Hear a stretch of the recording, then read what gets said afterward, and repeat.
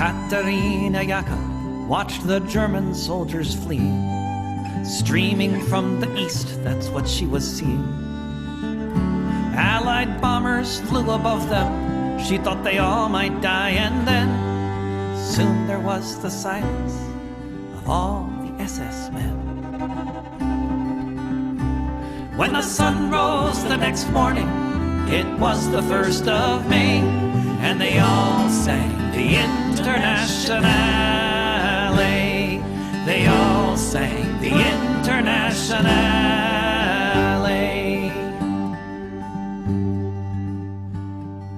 Katerina Yaka saw red flags flapping in the breeze above the Russian tanks, and she fell upon her knees. And so many different voices in so many different tongues sang the most beautiful song that could ever have been sung. In German, Lithuanian, in Polish and in Dutch, a myriad of melodies as never had been such. In Russian and in Yiddish, Italian and French, emerging from the forests beneath the trench.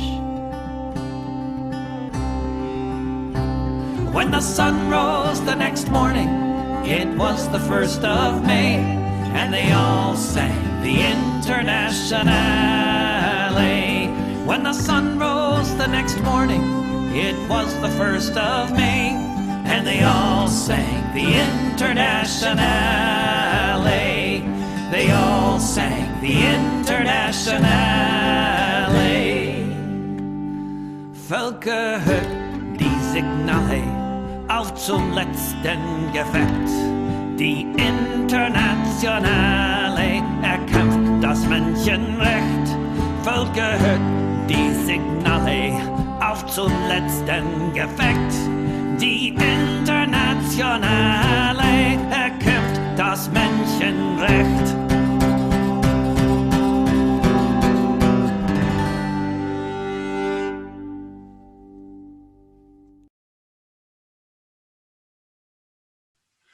Hello and welcome to Revolutionary Socialist Review. Dare to struggle, dare to win. Worker victories and imperialist defeats. That's the theme of tonight. This is Chris Driscoll, your co-host, and along with me, our other co-host, Rainer Shea. Hello, Rainer. How are you? Hello. I was just watching the episode of Mr. Robot, the show we've talked about in the past.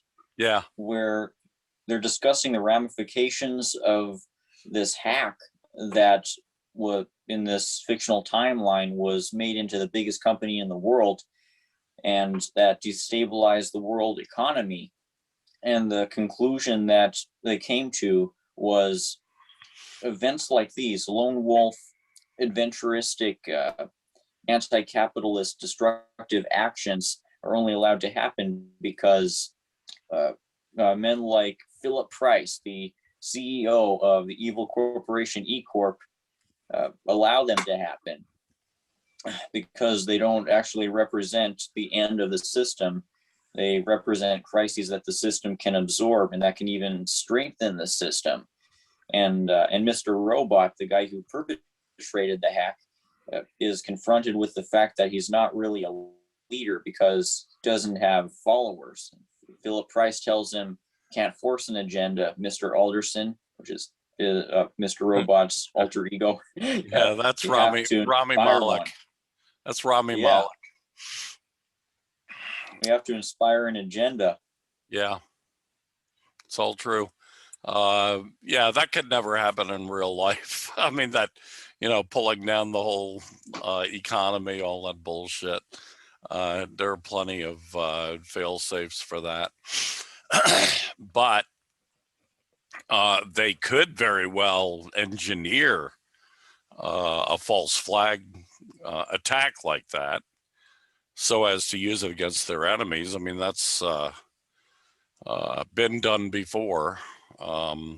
Some people even think that that was what happened in 9/11 attacks. Although, Yeah, I mean, the 9/11 attacks, in my opinion, there's not very good evidence for it being any other than an Al-Qaeda attack. And there's lots of good evidence, including fucking Al-Qaeda claiming responsibility for it. So there's lots of good evidence that it is, in fact, or was, in fact, Al-Qaeda. That's why it's so fucking irksome that in 2011, Barack Obama started paying Al-Qaeda in Syria and in Libya, paying Al-Qaeda terrorists to be the foot soldiers for an American empire proxy war. We live in crazy times. I mean, in normal times, a president who did that would be arrested and charged with treason and put to death, hopefully very quickly in swift justice, but not in these days. Anyway, yeah, that was a good show. I love Rami Malek. I just watched him in a movie that they've have on. Trying to remember, is it? Could be HBO Max, I think. He's with Denzel Washington. It's really not a very good movie. I mean, the actors are fine, as we know. They're good, fine actors. Rami Malek is one of the best of his generation, but it's just like a typical pig show glorifying pigs, basically. So I didn't like it much, but I don't know. Maybe you guys will. I'm not really a movie critic. I've as a journalist, I've performed as a movie critic on occasion way back in the day, but yeah, I'm not really a movie critic or a movie reviewer or anything like that. So fuck it. Okay. Should we move on to our agenda? Tonight, first up on Revolutionary Socialist Review, we're going to take a look at Indian farmers. Indian farmers shake the world. Now, this, I'm not sure how many people are even aware of this. The U.S. mass media is just starting now to get around to reporting on it, even though this has been going on for 6 months. So, I mean, it's been around for a good long time. Essentially, a mass movement started by Indian farmers, however, joined by pretty much every union in the country, every industrial union, every working class union has supported it and sent people out in support of this mass protest. On at least one occasion, they brought out 250 million people on a single day in a single demonstration. That's the largest demonstration in human history by some accounts. So it's a pretty big deal. And the Indian farmers, of course, India is run by a fascist political party, a fascist right-wing Prime Minister Modi. And Modi is playing hardball. They did have negotiations, went through, I think, 11 rounds of negotiations, but nothing came of the negotiations. The reason behind this protest to start with was the passage of some onerous laws that would basically wipe out large numbers of Indian farmers and replace them with agribiz. it's definitely moved by agribiz. Part of one of these is actually 3 laws that were passed in Parliament. One of them actually makes it illegal for farmers to sue these big agribusinesses under this law. So not only are they being, is the way being cleared for these agribusinesses to just move in and displace tens of millions of farmers. And we should know 50% of India, of Indians are farmers. They have very large, what's in the past been called a peasant sector, although I think it's appropriately called a farming sector. The most recently, the Indian Indian farmers organizations have proclaimed, for instance, on February 12th in the Guardian, the UK's big liberal newspaper. It used to be Labour newspaper, but they've gone liberal all the way now. But anyway, in the Guardian, they had an article on this talking about this big, gigantic movement in India, and Indian farmers organizations told the Guardian that they intend in the next few weeks to ramp up basically the shutdown of New Delhi. New Delhi's I think the largest or one of the largest cities, and it's where the parliament is. And this farmers movement started in the state of Punjab, I should say. And Punjab's an interesting place. It's an interesting location. It's right on the border with Pakistan. So it's in India, but it's very close to Pakistan. As a matter of fact, there are some parts of Punjab that are like 5 miles from Lahore, Pakistan, which is one of Pakistan's major cities. This Punjab has, for the last 100 years, been incredibly radical.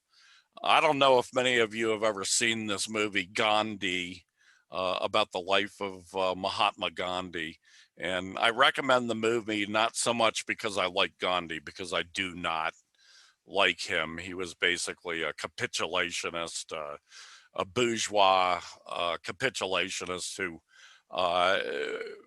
caused the Indian revolution not to happen for at least 25 years, or postponed the Indian revolution and liberation from the British Empire, caused it to be delayed for 25 years deliberately. So no, I do not like Gandhi, but this movie is a pretty good movie. And in it, there is a massacre of 1,500 protesters, radical protesters, protesting against the British Empire.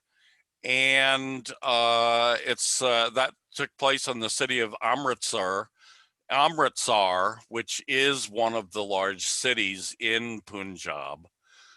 So way back then, even, Punjab had a reputation for being a very radical place. The workers there are radical in the big cities. The farmers there are radical. It's a very, I mean, I've seen pictures of these demonstrations where like half the people are carrying flags that are basically hammer and sickle, red hammer and sickle flags. So it gives you an idea of how radicalized a lot of these farmers are. And of course, the workers as well.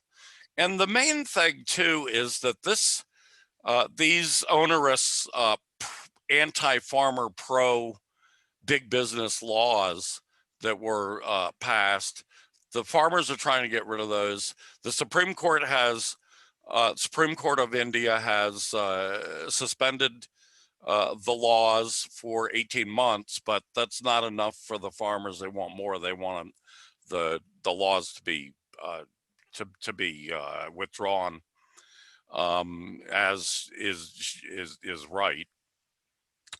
And the other side to this is the number of working class people who constitute most of the other 50% of Indians. And the working class people there, very radicalized, especially given the global depression, given the global COVID plague, and the fact that they've been particularly hit hard by both of these events, just like we have in the United States. They're really fed up with Modi's neoliberal form of fascism. And really, this movement has become a larger event, really, protest against neoliberalism, which incredibly, almost all protests over the last year and a half have morphed into that, just as the Black Lives Matters movement here in the United States has really morphed into a struggle against the American form of fascist neoliberalism, the new liberalism. And you know what? The new liberalism is not new at all. It's just the old liberalism. Neoliberalism has this specific meaning of a set of economic policies, and in that more narrow sense, that's what this is. It's a new a form of new liberal policies that are basically just as bad as anything liberals have always done to the working class, because liberals always smile to the working class as they stab us in the back. So there you go, the Indian farmers. Rainer, what are your thoughts on this? It's one of the more notable instances of class struggle in the world right now. It's one of the instances of imperialist neo-colony getting restless. There's clearly a lot of radicalization within Indian society, and clearly the imperialists should be worried about it, because imagine if India went communist. Imagine if that happened. Imagine if these radicalized Indian farmers got their way, if they got a dictatorship of the proletariat established. Yeah, this is what Modi is ultimately trying to avoid.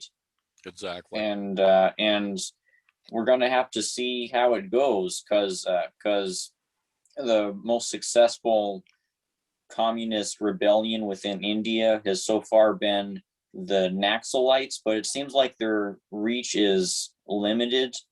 Like they aren't too rapidly gaining ground.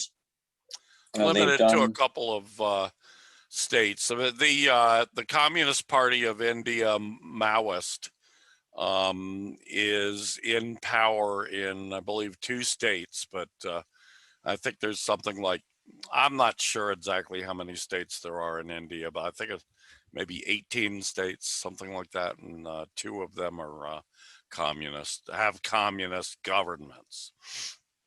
But that's a long way to go. It's a long way to go. In India, the Philippines, which is another place where the People's War. So it's going to be a long way to go in all these neo-colonies, and perhaps most of all within the core imperialist countries, because the core imperialist countries are the most entrenched within capital. And the encouraging thing, though, is that proletarian revolutions are most likely to happen where the chain of capital is weakest. The weakest link in the imperialist chain is most likely to break, to give way to a proletarian democracy. This is what Stalin observed in The Foundations of Leninism, which I'm reading right now. Uh, this is what we should take into account when we're analyzing these kinds of class struggles. And as for India, I wonder where it falls on the spectrum of strongest to weakest in the chain of capital. Oh, the chain have got very weak. Huh. I mean, I don't know if you remember a couple of weeks ago, I showed how much of India's, how much of global exports India has, and it was around 3%. And this is the second, this is the second largest country on the planet, or is it the first or second? I'm getting this confused between China and India, but China and India are the two largest countries in the world by population. So China's amount of global GDP and trade basically is about 18%. And if you go back 40 years ago, back when the Chinese first started implementing Lenin's NEP, Lenin's new economic policy, the China and India were right around the same. They were both about 1.5% of the global GDP. Now India is like 3%, so they've doubled in that number of years. They've had a little tiny bit of progress. China, meanwhile, is up to 18% and climbing, probably more than that now because these figures are from 2 years ago. While China took a hit for a few months from the early stages of the global depression and took a hit for a few more months from the early stages of the global plague, the COVID plague. China, by the third quarter of 2020, had started to recover again, and now they're expecting could be like 6% growth rate for 2021, which would be phenomenal in the middle of a global depression. So yeah, India looks pathetic next to China, and I'm sure that's a big lesson to Indian people that here's a communist party led socialist workers state led by a Leninist political party with Marxism Leninism as its official ideology, along with Maoist Mao thought. Isn't that what they call it? Mao's young thought. Mao Zedong thought. And here's India, which had decided to go the capitalist route because of that fuckhead Gandhi, who had an enormous influence. I have no rhyme or reason. There's no rhyme or reason why that was, but he had an enormous influence over a lot of people in India. Although, of course, the other side of India's stupendous history. I mean, this is a huge country. It's a fucking subcontinent, you know? It's a subcontinent that's larger than the other subcontinent over on the other side of the Eurasian continent called Europe. Europe is a subcontinent, but it is smaller than the Indian subcontinent.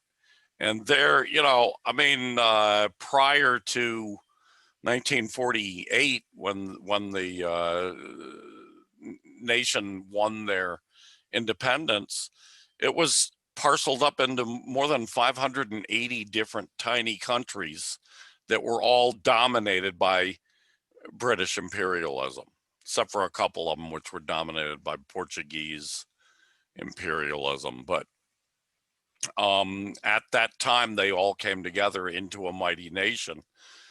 So that was a good side, the good side of that liberation from imperialism. But, you know, it wasn't just Gandhi that moved towards that. There were people like Chandra Bose, for example, who led the armed rebellions against the British, who believed in armed struggle, and was incredibly effective at some points during, especially the later stages in the 1940s, especially. Although Chandra Bose actually started out as he at one time way, in the late 20s, I think it was, he was one of the presidents of the Congress Party. So he started out in that bourgeois kind of thinking as well, but he moved left. He started associating with the Soviet Union, and was greatly influenced by the Soviet Union, by the Chinese Communist Party, prior, of course, to the Chinese liberation. But there were still large areas that were called Chinese Soviets at that time. So large provinces of China were under the government and under the control of the Communist Party of China back then, and they influenced Chandra Bose's movement. So yeah, I mean, there's a lot more to the Indian liberation struggle than just Gandhi, but Gandhi is all you ever hear, because that's what the American capitalist class wants you to hear. They want you to hear Gandhi, and you should be peaceful. Don't ever stand up if a cop comes up and kicks you in the teeth. Don't ever fight back, peace, brother. Peace. Yeah. So, it's an incredible history. People, I advise, look into this history. Anyways, you can start by taking a look at some of the articles that I've collected. When we post this to YouTube, I will put links to those articles down below the video, and people can take a look at them. Rainer, anything else? That was quite a good history presentation. Oh, yeah. I'm fascinated by Indian history. So, what are your thoughts? Oh, well, I gave my thoughts about the class struggle and the weaker links in imperialism. I'm glad to hear that it's one of the weaker links in imperialism, since this puts it in a more vulnerable position to revolt. Hopefully the US will get towards this point, as we'll discuss later. They're definitely in a weak position. And Modi, too much of an idiot to really understand how weak his position is, in my opinion. So that's good news. We'll see what happens. The Indian farmers and workers are inspiring, in my opinion, right now. Okay, next on the list, we have America heads for an even greater breakdown. You actually said the country, but I took the liberty of changing that to America, since be more explicit for our non-American followers, viewers, whatever. Yeah, like I just mentioned, hopefully the U.S. will soon become a far weaker link in the chain of capital. And in this last year, it's been moving towards this with a record drop in U.S. GDP. In this last year, U.S. GDP has dropped by around a 1/3 in one quarter, and since then it's just barely recovered. And lately, there have been some very interesting developments in U.S. finance that I think pertain to a coming economic crash that's going to be worse than the one from 2008. In this last month or so, the dollar's buying power has dipped to its lowest point on record. I'm pretty sure my article gives a link to discussing this development in the deterioration of U.S. dollar value, and this portends to the imminent uh, crash of the dollar that's tied into the U.S. empire's deliberate sabotage of its own international currency stance. These relentless sanctions on Russia and China in recent years have gone a long way towards speeding up the currency isolation that Washington has been finding itself in. And as we discussed, I think it was a couple of weeks ago on this show, the economist Stephen Roach rightly predicts that sometime in this next year, it's likely that there's going to be an at least 30% dip in the value of the dollar.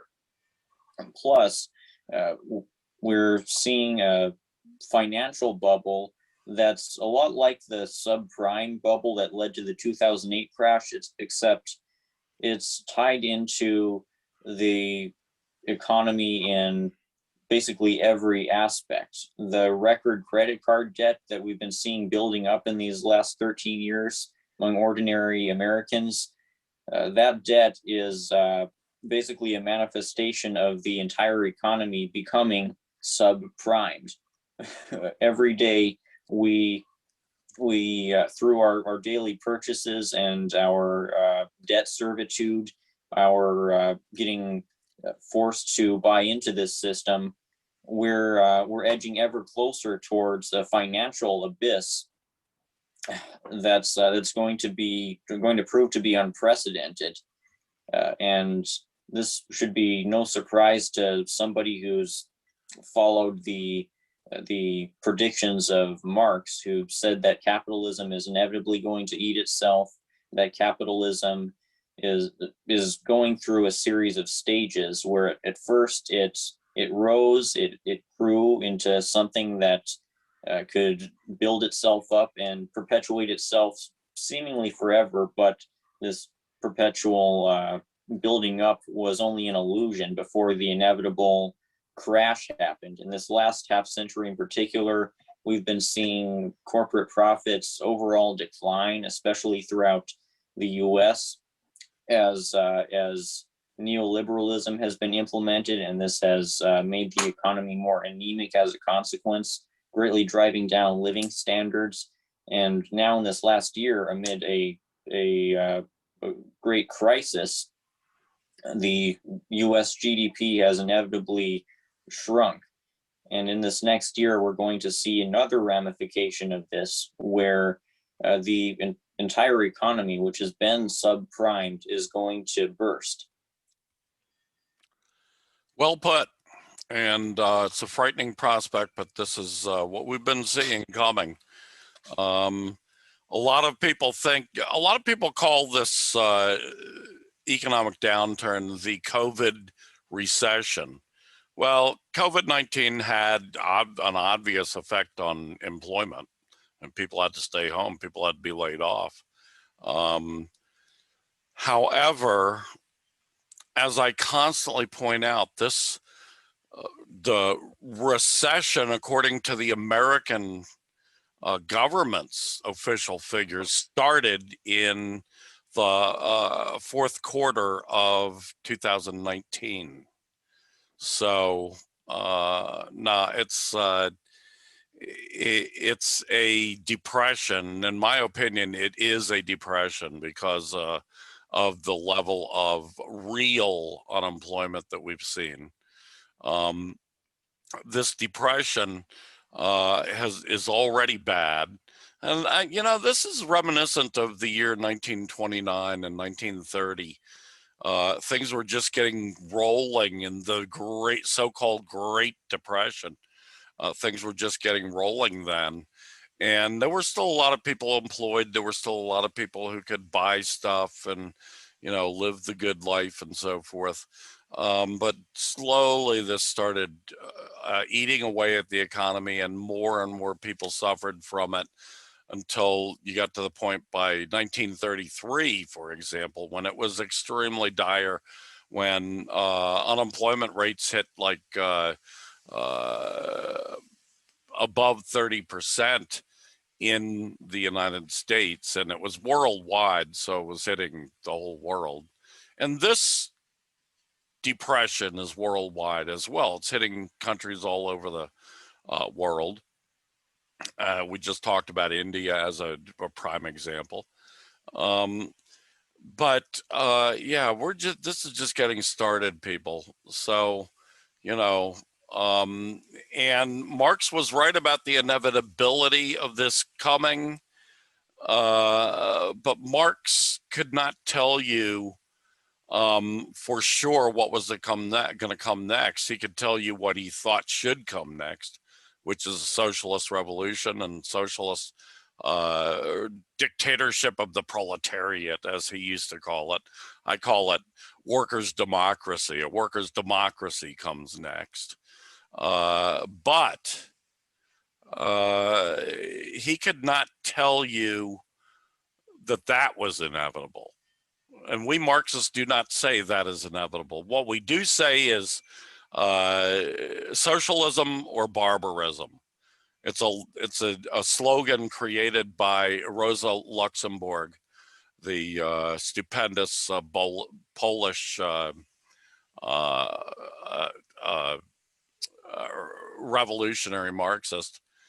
And what it means is, in our terms, in today's terms, what it means is fascism or socialism. You have a choice. So, no, this ain't going to happen inevitably. We need to jump up and make it happen. We need to organize ourselves in Leninist political parties, organize ourselves in mass organizations of the working class, mass organizations of the poor, of farmers, of students, of every variety of people. We need to organize ourselves to make socialism. It's not inevitable. So that's my thought on that. But well done there, Rainer. And next on our list, Bolivia aims for cooperative politics and economy. Well, by now, our regular viewers are well aware of the fact that in 2019, I think it was October 2019, the American Empire engineered a fascist coup d'etat in Bolivia. They deposed the legally elected government of Evo Morales, who was from the movement towards socialism, MAS. They proceeded to start murdering MAS activists around the country, around Bolivia, as fascists do, in cold blood. Well, a year later, back in October of 2020, the working class all over went on strike, had shutdowns, pickets. They shut down entire cities. The city of La Paz was basically shut down by blockades of working class and farmers blockaded the place, and they forced the fascist government there to agree to continue on with elections that were originally scheduled for way earlier than that, and they kept postponing it. But the elections then happened in October, and a new president was elected. The president, his name is Arce, A-R-C-E, Arce, and he is a Marxist economist. Luis Arce, President Luis Arce, and so he became the new president of Bolivia, and has started instituting a whole lot of necessary socialist reforms in Bolivia, and undoing a lot of fascist damage that his predecessor had done. And he recently gave a speech where he said that he aims towards creating a cooperative economic system in Bolivia. In other words, a kind of a socialist economic system based on cooperative ownership of the means of production, and instituting cooperative politics in Bolivia. So things are going really well there now in Bolivia, and people should look into this. I got this article. Well, I'll post it. I don't need to read off every article that I consult. I'll post it underneath, and people can check it out. And so there you have it, Rainer. What are your thoughts? Oh, I've been thinking about Bolivia since that. Well, obviously, I've been thinking about Bolivia since this last year and a half when all this struggle started. But in these last few months, I've been observing the media's treatment of Bolivia, and I've seen that there's been a total lack of anti-socialist propaganda from U.S. outlets, unlike was the case in the run-up to the Bolivia coup in 2019. And I think this is because the imperialists know that for now they need to lay low on Bolivia. Everyone knows that the Organization of American States blatantly lied about these claims of fraud on the part of Evo Morales to justify the installation of a murderous anti-democratic regime in Bolivia. So they can't use the same line again. They couldn't use the same line during last year's Bolivia election, and they can't start up on some sort of vilification campaign against the new president now. They need to lay low, and they by extension need to hold off on any new potential coup attempts within Bolivia. A few months ago, I was talking about a report that Washington had put together a bunch of mercenaries who were planning to violently overthrow a potential future socialist government in Bolivia, but there's been no new news on this so far. And I think this is because of the disadvantage that the imperialists have on Bolivia in terms of the narrative. They lack the means to manufacture consent for a regime change in Bolivia now that their lies from 2019 have been thoroughly exposed. So they need to leave the socialist project alone for who knows how long. I wonder at which point this will change. Yeah, good question. Okay, next up, lessons from Vietnam's defeat of U.S. imperialism. Rainer Shea. I've been studying the defeat that the U.S. imperialists experienced in Vietnam, and I've been wondering how we could apply this to the future class struggles that we're going to be involved with in this continent. How did the Viet Minh defeat an army that, from what I understand, was vastly more militarily strong than the Viet Minh's army was? Well, the answer was morale. From what I understand, from all the research that I've done, morale was the reason why the Vietnamese communists were able to be willing to keep up the fight far more than was the case for the imperialist invaders. And I saw this detail and I was like, okay, so if you're a communist and you're involved in class struggle, you shouldn't let the bastards grind you down. But how exactly did the Viet Minh manage to pull this off? How did they cultivate this morale? It wasn't just saying, don't let the bastards grind you down. It was structuring their units in a way that was seemingly designed to reinforce nationalistic morale and a will to keep fighting.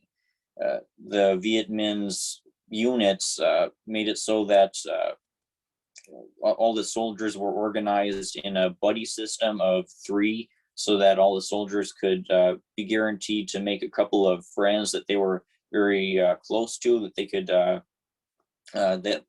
they could see as truly their comrades who they would fight to the death with.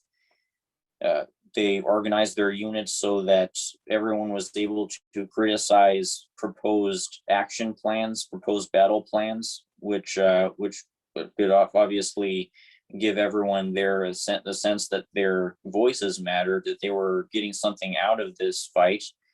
It was organized so that there was a strong sense of ideological reinforcement, so that everyone involved knew exactly what they were fighting for and why they were fighting for it. And these are the kinds of practices that I feel we need to apply to our communist organizations, to our cadres, so that we can overcome the violent crackdowns from the state that we're going to experience in the coming years and decades. We need to learn from this victorious army and apply their lessons to our struggle. U.S. imperialism, quite a good article. I really enjoyed reading it, and other people should read it too. We'll have the link for that article down here below. Next on our list, the WHO team in Wuhan says COVID virus source remains unidentified.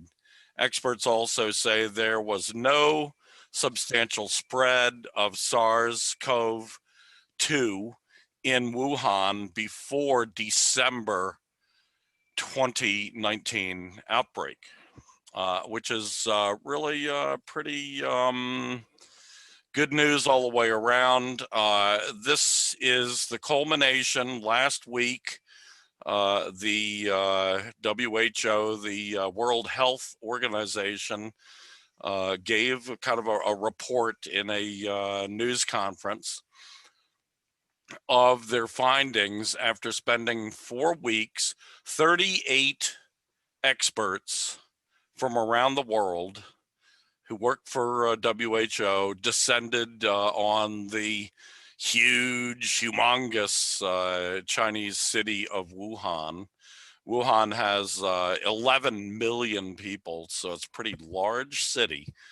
My friend Steve lives there, so we hear right from inside Wuhan quite often the details of what's going on there.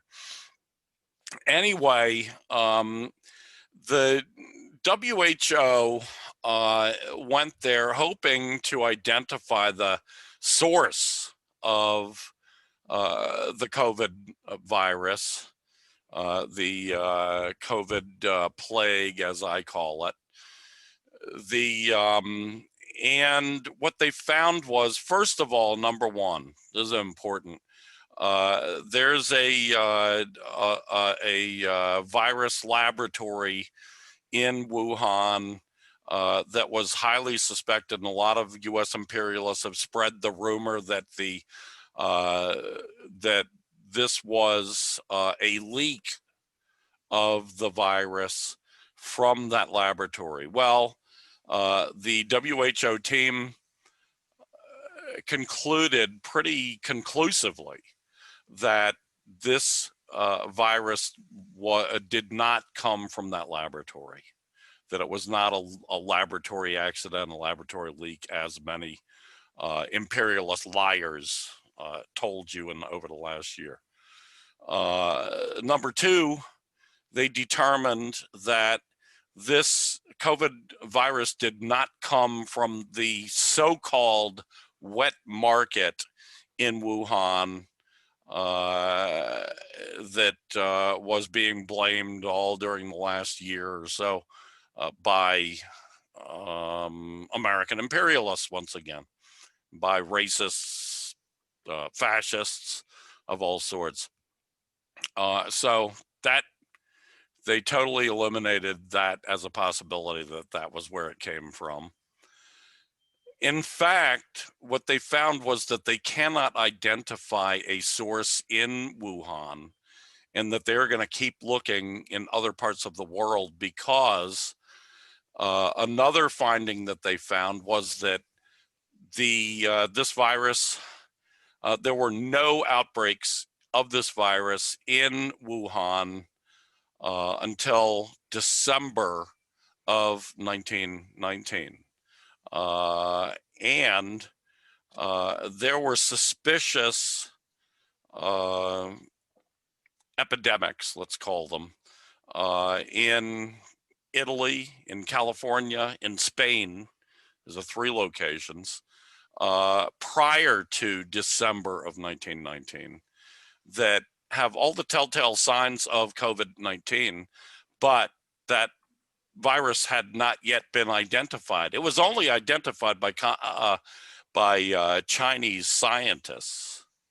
So, you know, China's gotten a lot of the blame for being, you know, starting the plague and all this bullshit. When in fact they identified it first, they showed what it is, but there is no, after this WHO investigation, we find there is no evidence at all that this virus actually came from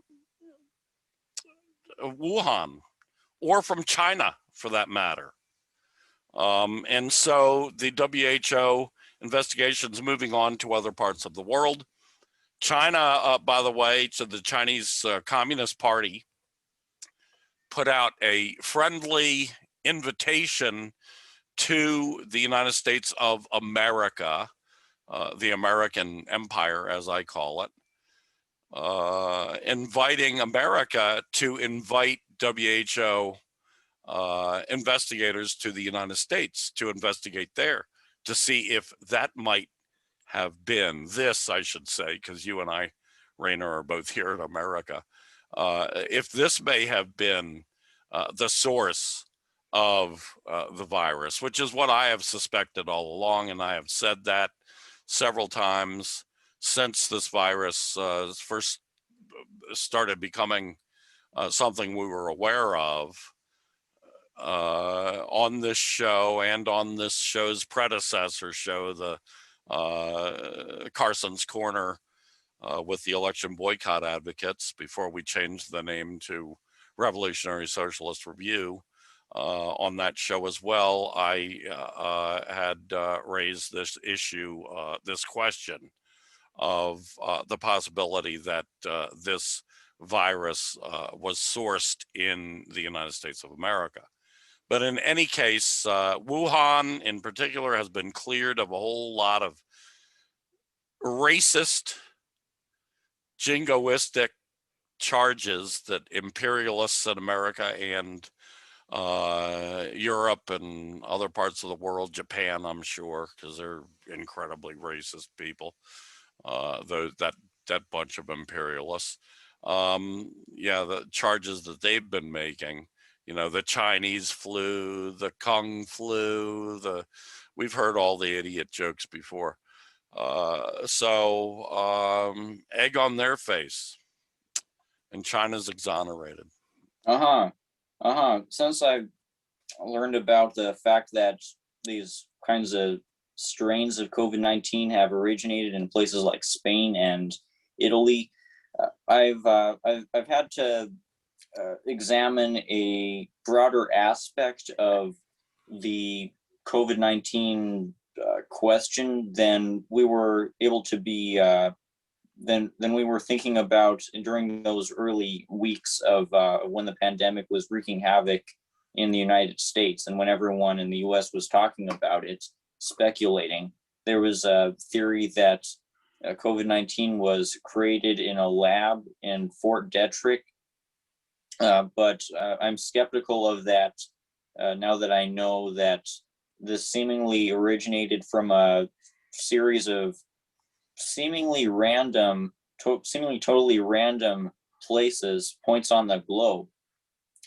And I don't see why the imperialists would drop this new super flu into Spain and Italy. So it's possible that this could just be a freak accident of nature, as happens seemingly every century or so, rather than a super weapon. Yeah. We learn as we go. That's for sure. In any case, regardless of whether this was manufactured, scientists have told us that it doesn't look like it's manufactured. There would be some telltale signs that they would see. So that's probably out. And these scientists from the WHO in this news conference said that they feel pretty confident that this virus came from bats, but that it was transferred to an intermediate animal, some other animal.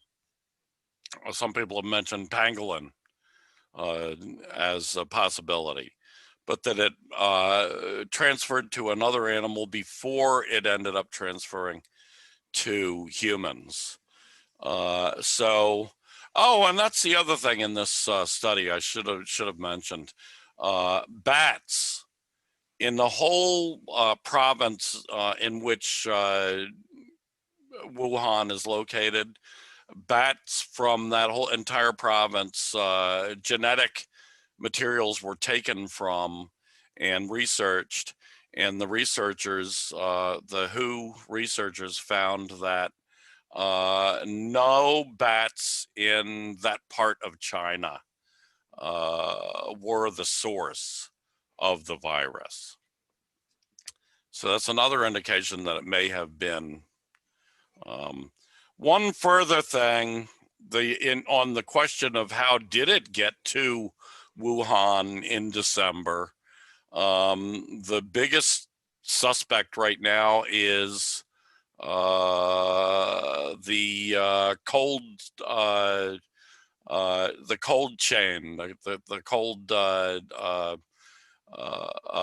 supply chain, which is basically, as it kind of sounds, it's the supply chain for cold goods, or goods that have to be frozen or cold, kept frozen or kept refrigerated in transport. And it's suspected that this came from some tainted foods that were transported in the cold supply chain to Wuhan. So that's how it got to Wuhan in December. So yeah, we are finding out more. These guys did a pretty good job, and they sound like they're pretty honest folks, just as they did before the last time they were in China, when they were early on, when they were investigating this virus. So yeah, I mean, it was good. It was a good thing that that they went to China and cleared the Chinese people of a lot of the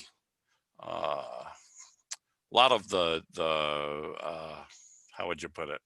A lot of the slanders that that China has had to put up with.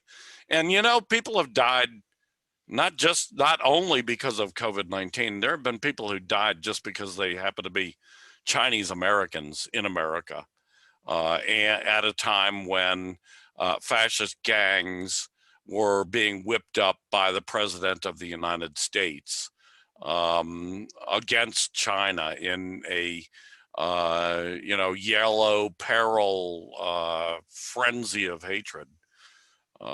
So yeah, I mean, there have been Chinese people who've been harmed and even murdered just for being Chinese during this period of time, all under a wrong assumption about where this thing started. And the other thing we should emphasize too is no matter where it started, it's a natural process. And it is a process that beings have absolutely no control over. And early on in a pandemic, you're not really aware. I mean, these people were not even aware that this was a deadly pandemic. You know, most people probably thought it was the flu, the every year, every day kind of flu. So enough of that. Next point. Where are we at here? Let me see. Oh, U.S. finance capital edges closer towards implosion. Rainer Shea. Yes, yes. I've been paying attention to this type of stuff for as long as I've been paying attention to geopolitics in relation to finance. A couple of years ago, as my article mentions, there was an emerging dynamic where the ever sanctioning superpower Washington was effectively sabotaging its own status in terms of currency and in terms of international respect by perpetually lobbing sanctions against Russia and China. And this was both bringing Russia and China closer together militarily and causing much of the world to be alienated from Washington and having to pursue currencies beyond the US dollar. So there's been this trend of the US dollar losing its prominence, edging closer towards losing its status as the reserve currency as the world moves towards alternative international trade means. And this is going to tie into the economic crash that I was talking about earlier, where there's going to be this popping of the new subprime bubble, which in 2021 extends not just to housing, but to basically every facet of our lives. The credit card debt that Americans have accumulated represents this bubble. That's just how big this bubble is. And when it pops, it's going to likely be more catastrophic than what we saw in 2008. Already in these last couple of years, we've been seeing movements towards this. I think you've mentioned in the past how the current economic downturn didn't start when the COVID-19 pandemic happened, but it actually started during the fall of 2019. when some financial problems, new financial market problems started, and when a new Wall Street bailout was started. Since then, around 40% of all the U.S. dollars in history have been printed in this last year or so, and this has been the Federal Reserve's huge reaction to what's been going down, to the movement towards the foundations of U.S. finance falling out. And their only solution is to keep infinitely printing more money, but this can only hold back the inevitable for so long. Yeah, well put. And yeah, as we were talking earlier, things are looking like they're about to get worse. Worse for the capitalists, but of course, the capitalists seem to always find a way to shift all of that pain and agony onto us. So it's not such a good thing. Okay, next on the list. When the U.S. gets destabilized, revolutionaries will need to prepare for dire circumstances. Rainer Shea. Already, we're seeing the loss of electricity among millions of people in the US. We're seeing the breakdown of our social systems because our social systems are not designed to handle things like a pandemic. They're not designed to handle things like climate crisis exacerbated natural disasters. At some point, these disasters are going to get to a stage where very large parts of the United States are going to be irreversibly out of commission in the traditional sense. There's going to be an increasing normalization of power outages. There's going to be an increasing normalization of poverty, as we've been seeing in this last year, obviously. But it's going to get to a point where there's a social breakdown, and where these political factions, the more militarized political factions, are going to be vying for control over territories. This is what the U.S. national security state has been preparing for, with its border militarization, with its militarization of police, with its mass surveillance tightening, with its censorship tightening, with its explicitly stated plans for carrying out invasions of major American cities in the event of natural disasters. The U.S. military is preparing for this social breakdown. So we, on the side of class warfare, of proletarian class warfare, need to prepare for this as well. We need to order things like ballistic helmets, things like ballistic goggles, protective vests, safety gloves. We need to order the tools that we're going to need to defend from right-wing militias, from the police, from the army when they try to crush our revolutionary organizations, because this is the extent to which things will get dire, the extent to which we're going to need to worry about violence. In addition to the typical prepper materials, we Marxists in the United States will need to militarize ourselves, to arm ourselves, to get prepared to fight for our lives against the enormous capitalist reaction that's going to seek to slaughter all of us, so that they can, they hope, restore some kind of capitalist equilibrium and keep this continent from being lost to the forces of proletarian revolution.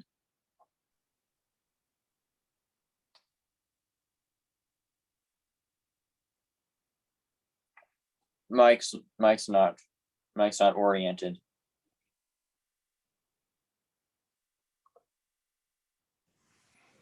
I had it muted. That's the problem. There we go. Can you hear me now? Yeah. Great. Uh, yeah. When the U.S. gets destabilized, revolutionaries will need to be prepped for dire circumstances. The preparation's always good. Getting ready for defending oneself is always important. Organizing such defenses.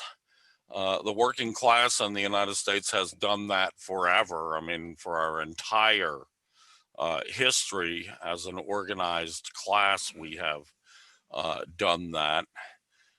Someday I should probably do a little episode just on, or at least a segment just on the kinds of worker militias that have existed in the United States of America over the decades.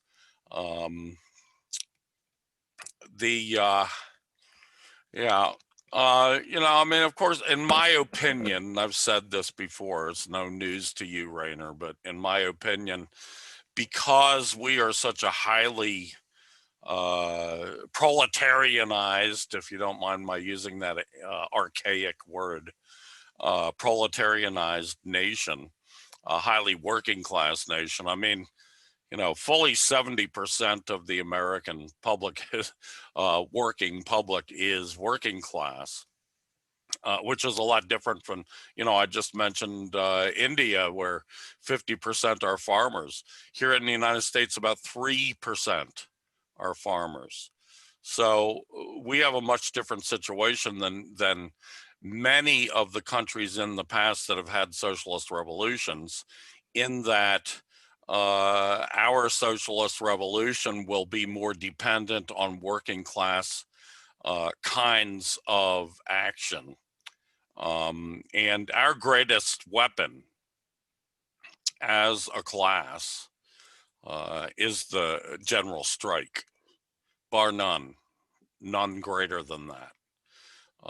So, I tend to think that the guerrilla warfare kind of thing that was essential, for instance, in China or in Cuba or in other highly rural countries, is not going to work in the United States, where we are not farmers. Basically, we're industrial workers, we're office workers, we're intellectual workers. We are working class people. We're not farmers like they were in China. Like I think something like 70 to 80% of the Chinese during the first half of the last century, during the time when the Communist Party of China was organizing its liberation, were peasants. So it took someone like Mao Zedong to come along and create a whole new aspect of Marxism, a Marxism that was applicable to a peasant society. Of course, Lenin did that to a certain extent. However, the revolution in Russia was much more of a traditional working class. It was based on general strikes, which most has been at least a strong element in most countries that have had revolutions, socialist revolutions. Cuba, for instance, the Fidel and Raul and all the boys, Che and all those guys up in the mountains fighting the guerrilla war. That's the one that gets all the attention. That's the romantic side of the Cuban Revolution. But the determining factor of the Cuban Revolution was actually a mass general strike, in which the Communist Party of Cuba was instrumental, uh, crucial in which Fidel's movement, which had spread to cities and to the urban working class, was also essential in making that general strike a success. But it was the general strike, not the guerrilla tactics in the mountains, that made the Cuban Revolution. Anyway, those are my thoughts on that. Anything more on that? Sounds like there's going to be uh, a number of key aspects to this that are indispensable from each other, and that should not be ignored. We should neither ignore the importance of a general strike in the United States in order to get towards a revolution, nor should we ignore the necessity of creating cadres that are capable of keeping themselves physically safe from the inevitable military police backlash from the attempt that's going to come to slaughter the leaders of the revolution, to slaughter the most militant parts of the revolution. They're going to try to crush us, and we need to be ready for when this happens. Yeah. We also need to create a sense of confidence among the population for the establishment of a workers' democracy, which obviously has a lot of ideological obstacles, because the vast majority of Americans right now intensely vilify the world's largest workers' democracy, China. Exactly. Yeah. That reminds me of a movie that I've been watching. I'm trying to remember the name of it. It's on, what is it on? It could be on HBO Plus, I think. And it's called, it's about Fred Hampton, basically. Fred Hampton, of course, was the leader of the Chicago Black Panther Party, and rose to become the leader of the entire Black Panther Party in the United States. And the FBI conspired to murder him. The FBI did, along with help from the Chicago police, who were ever ready to join any kind of fascist effort. They murdered Fred Hampton basically in his bed.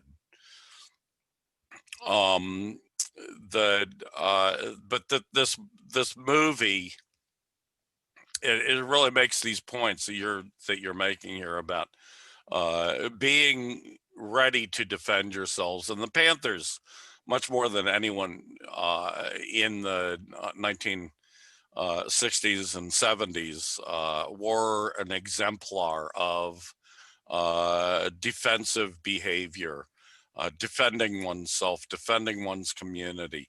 They had the other side, not just defense, but also building up their community with their school programs, with their free food programs, with their community programs of all different kinds, that were also great. But that defensive side of the Panthers was really good. In this movie, I'm trying to remember it. Let me see. It's like not the traitor, but it's an old word for traitor. Judas and the Black Messiah. That's it. Judas and the Black Messiah. Have you seen that? I've only heard somewhat mixed reviews of it, because I've seen it criticized for emphasizing the police informant more than the actual revolutionary. But on the other hand, this sounds like an interesting concept, because it apparently portrays a story from the perspective of the villain, of this man who lacked the integrity to be on the side of the revolution. Right. It's really from two sides. It's from his side, from the traitor, from the turncoat, or whatever you want to call him, the guy, the FBI informant. who helped to engineer Fred's murder. But it's also from Fred's perspective. And you know, Fred Hampton was such a phenomenal young man. He was around your age. He was not very old when he was murdered. You know, I mean, he was fun. I mean, they're very rare in recent history and recent decades, in the last half century or whatever, where you know someone who's like 21 years old is leading a national party that's getting the you know the love and respect all throughout its own community throughout the Black African American community, and getting the other kind of the negative attention from the imperialists, from the fascists who have always been in the wings in this country and who have run this country. So yeah, I would say it was two sides. You know, I don't see a very good criticism for including that the traitor in there. They do not glorify him or you know make him sympathetic in any way. He's certainly not sympathetic to me. That's just my perspective. I look at him and you know I think, God, what a really pathetic, weak person. You know, I mean, you can understand where he came from, that he was basically a petty criminal who got caught by the FBI. I mean, they entrapped him basically. And then they used him as an informant on Fred Hampton. They got him to wheedle his way close to Fred Hampton. But yeah, I mean, what you really see is how incredible this young man was. You can't, there are not many words for it. He was just a stupendous leader, you know, and they show a lot of like inside stuff, like how he practiced. He'd listen to, you know, in the old days we had records, right? Like a 33 and a third, you know, LP. And there were all these LPs of Malcolm speaking, of Malcolm's speeches. And every morning, Fred would get up and listen to those speeches, and then he'd repeat them. He was practicing. He's trying to get down that cadence of Malcolm, you know. So, you know, it shows a lot of these kind of things that people need to learn about Fred Hampton's life, his thinking process, you know, the fact that he was a conscious communist, that he was a conscious Marxist-Leninist, and how he applied those lessons, you know, how he was influenced by the Chinese comrades, you know. I thought it was a really good movie. And, you know, it's about as good as we're going to get in America. I'll put it to you that way. So, anyway, speaking of China, China's war on poverty. Now, this is not going to be a long point. It's just basically kind of an information point. But the CGTN, the China Global Television Network, has been doing these phenomenal documentaries, all on basically around China's war on poverty. And the one that that CGTN created for December 14th, 2020, I just became aware of this last week and just got to see it last week, but it's a really high production value, really well done documentary.